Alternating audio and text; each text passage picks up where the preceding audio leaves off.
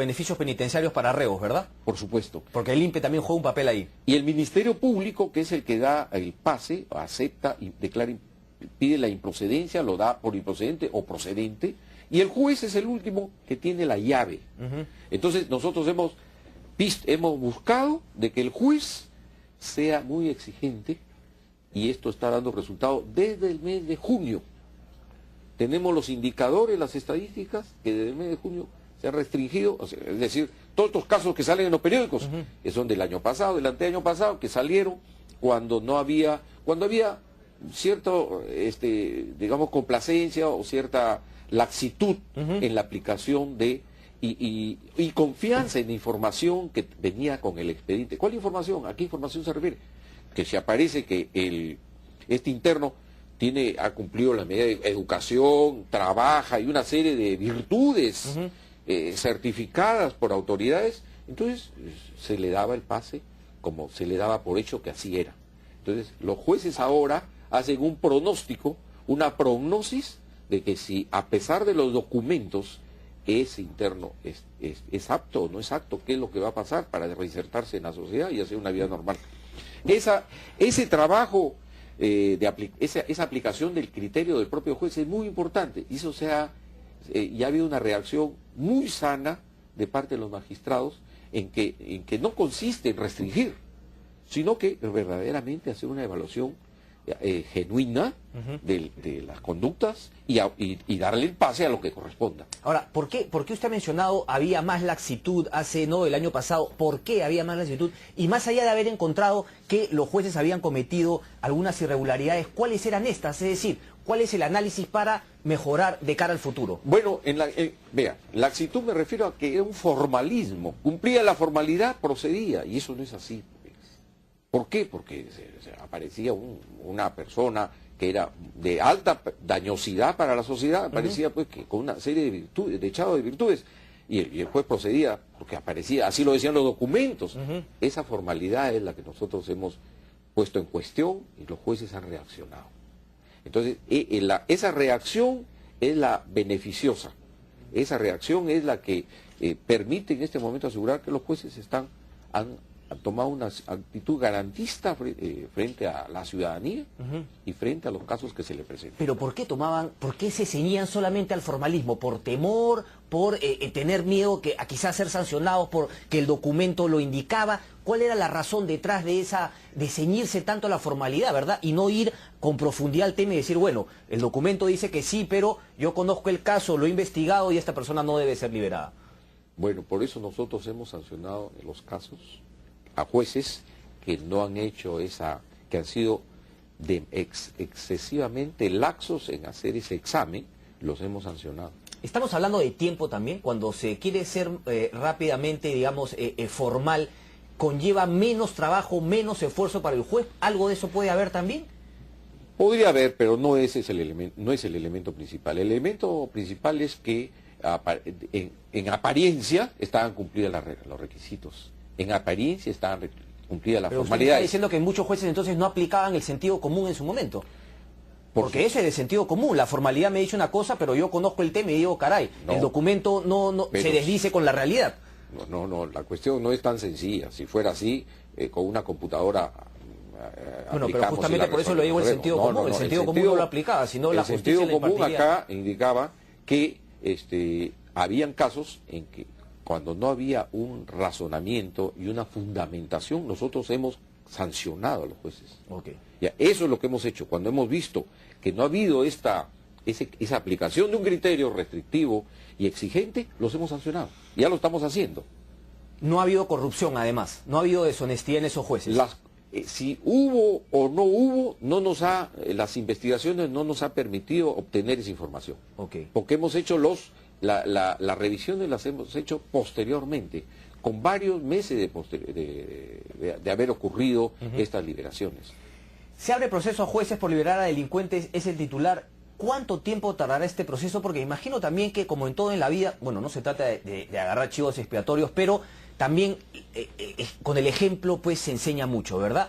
¿Cuándo cree usted que se pueda definir este tema de estos jueces? Bueno, muchos de ellos ya están siendo definidos. En algunos casos, de acuerdo a la gravedad del tema, han sido suspendidos y tenemos incluso un caso de que ha sido destituido.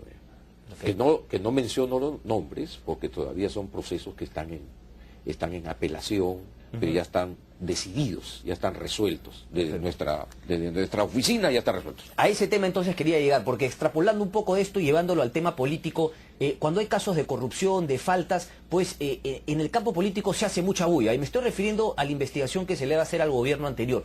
¿Cuál cree usted es la manera más eficiente de luchar contra la corrupción? Porque aquí podemos reventar bombos y platillos, fuegos artificiales, pero al final muy pocas veces hemos llegado a encontrarle las pruebas a algún acto de corrupción de algún gobierno anterior, de algún político de alto vuelo. ¿Cuál debería ser el mecanismo? ¿Hacer menos bulla? ¿Dejar al Poder Judicial que haga su trabajo? ¿Las comisiones en el Congreso ayudan o más bien perjudican la labor de los jueces cuando se debe investigar a alguien? Bueno, yo le voy a contestar como juez. El juez no puede resolver de acuerdo a lo que dicen los periódicos. Tiene que ser Ni los políticos, me imagino. Pero por supuesto, ni tampoco la judicatura debe ser politizada. Porque nosotros... El juez tiene muy claro los criterios que deben utilizarse en decidir un expediente, un proceso que se le pone bajo su jurisdicción. No debe aislarse y ser muy prudente. Y cuando digo aislarse, es decir, no estar sujeto a lo que dice la gente o a lo que dicen los periódicos, por supuesto. Ahora, los periódicos tienen su propio tema, llamémosle así. Entonces, el juez no puede llevarse por el tamaño de la letra en que se está publicitando determinado caso. Por eso yo siempre insto a los jueces a que, por eso hay que tener una personalidad y un temperamento para aguantar ese tipo de presiones. Tal cual. Porque es una presión, no solamente puede ser política, puede ser mediática, puede ser de amigos, de compadres, en fin, puede haber presiones de todo tipo. El juez debe estar preparado para aguantarlas y soportarlas. Yo le quería hacer un poco más profundidad en ese tema porque me refería también a la metodología cuando uno quiere investigar un acto de corrupción. ¿Debería centrarse en algunos personajes, en algunos actos? ¿Cómo debería hacerse una investigación sin que sea cacería de brujas a un gobierno saliente, por ejemplo? No, bueno, esa es una pregunta de corte político que yo no debo intervenir en esos temas. Lo que sí le digo es que los temas que llegan al Poder Judicial deben ser tratados con la mayor objetividad, tratando de que no sean influenciados ni por asuntos políticos, ni religiosos. A ver, entonces si le replanteo la pregunta, ¿cómo hace usted desde la jefatura de la OCMA para luchar contra la corrupción al interior del Poder Judicial? Muy bien, le agradezco la pregunta porque eso me permite decirle que la OCMA, básicamente el 60 o 70% de su trabajo es preventivo. Nosotros hacemos prevención. Por eso hemos logrado, por ejemplo, restringir o eliminar esas autorizaciones de automóviles que venían de no sé cuántos años que ingresaban al Perú con una medida cautelar. Eso ya no existe. Y si existe, avíseme. O también, por ejemplo, las licencias pesqueras, que otra vez ha vuelto al tema diario en la prensa, he visto. Las licencias pesqueras, emprendimos un plan de trabajo en toda la costa, en este caso, donde habían jueces que otorgaban licencias pesqueras a través de juicios indirectamente. Entonces, eso lo restringimos, incluso ha habido suspendidos, sancionados y destituidos. Todas estas cuestiones que indican o que pueden indicar una corruptela, primero se prevén. Y luego también tenemos dentro de ese campo de prevención es la advertencia a los jueces, porque hay cuestiones o hay conductas o hay actitudes o situaciones que son fronterizas, que pueden ser indebidas o no. Entonces nosotros trabajamos para orientar a los jueces a través de directivas, dice, esto no es lo correcto, acá lo correcto es esto. O el Tribunal Constitucional o la doctrina internacional nos indican tales o cuales cosas. Eso es lo que estamos haciendo. Y ustedes... Y revisamos a nivel nacional con una política muy intensa de inspectoría y revisión de cada distrito judicial. Todas las semanas salimos. En este momento, por ejemplo, estamos en Piura. ¿Y cuenta con presupuesto para eso? Sí, tenemos un presupuesto para eso. No, yo nunca me voy a quejar del presupuesto. Se hace lo que se puede con lo que hay. Con lo que usted tiene, con eso trabaje, ¿no? Así es. ¿Cuándo usted le informa a los jueces que están siendo investigados? ¿Durante la primera etapa de la investigación? ¿Cuando ya se le va a abrir un proceso? ¿En qué momento? No, cuando se le va a abrir el proceso, Cuando encontramos, hay un hallazgo de algo aparentemente irregular, nosotros hacemos una indagación previa. Por eso a veces dicen, oiga, pero si lo hemos denunciado hace 15 días. Un momentito, tenemos hasta 30 días de investigación. Y luego, si hay suficientes elementos, le avisamos al juez para que haga su descargo y le abrimos proceso. Es que ese es el gran problema, y ahora sí lo extrapolo al tema político, porque aquí los políticos pues lanzan primero la piedra, ¿no? Y después empiezan con las investigaciones, pero no lo voy a meter a ese tema. Beneficios penitenciarios, jueces de paz social. ¿Cuál es el tema? Por favor, ilústrenos. No, bueno, que tiene que ver directamente. Todas estas campañas y la actividad del juez y la judicatura redunda en la búsqueda de paz social, de la tranquilidad en las calles. Correcto. En que el viandante pueda caminar tranquilamente sin ningún problema. Y eso es lo que se ha perdido, y la gente mira a su ejecutivo, mira a sus jueces, mira a su policía y no encuentra respuesta. Efectivamente, hay toda una cadena de custodia que todos deben reaccionar positivamente. Que comenzamos policía, Ministerio Público, jueces, y así sucesivamente. Ahora, como trasfondo de todo hay una cuestión de culturalidad, hay otra cuestión de trabajo, de falta de trabajo quizás, entonces, ya, pero ese es el fondo. Más estructurales, digamos, más de mediano y largo plazo. Que si vamos a sostenernos en esos argumentos, nunca hacemos nada. Tal cual. Una última, el señor Castañeda del Ocio ha dicho que han adelantado opinión los jueces. ¿Eso también lo ve la OCMA? ¿Tiene algún punto de vista respecto a eso? Cuando hay un adelanto de opinión, nosotros intervenimos. Ahora, le soy sincero, en este momento no estoy seguro de cómo ha sido el tema del señor Castañeda del Ocio. Pero si hay un adelanto de opinión... Dice que se le ha incluido finalmente en la investigación como inculpado, y que ya el día domingo habían diarios que publicaban que esa iba a ser la decisión de los jueces. Así no. Bueno, los jueces no pueden, de acuerdo a su función, no pueden adelantar opiniones. Hay una reserva de opinión. Pueden hablar del tema una vez que ya se han desprendido del expediente. Ya han decidido, han resuelto, ya se han alejado del proceso. Una última pregunta, así completamente cambiando de tema, son estas declaraciones de quien fue abogado del presidente, del hoy presidente Ollanta.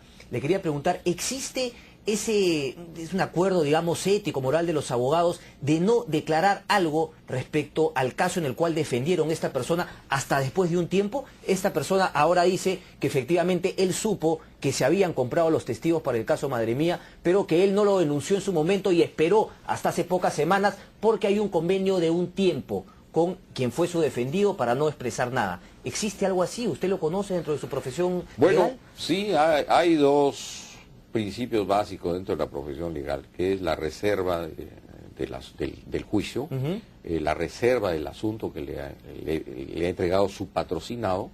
En virtud de esa reserva, él no puede hacer ninguna declaración. Pero yo tenía entendido que no podía hacerla en ningún momento, ¿o hay un plazo? Hay un plazo, incluso, perdón, si me dice que hay un plazo, ¿cuál es el plazo? Yo entiendo que no se puede hacer. Exactamente. Ya. Y la otra es el patrocinio infiel, es decir, que luego de patrocinar a un ciudadano, pasa a patrocinar a la otra parte. Esos son principios básicos que hay dentro de la defensa privada, en cualquier defensa privada en nuestro país. Perfecto, perfecto. Le agradezco mucho por la aclaración. Señor Mendoza, muchísimas gracias y muy buena suerte pues con el trabajo. Enhorabuena.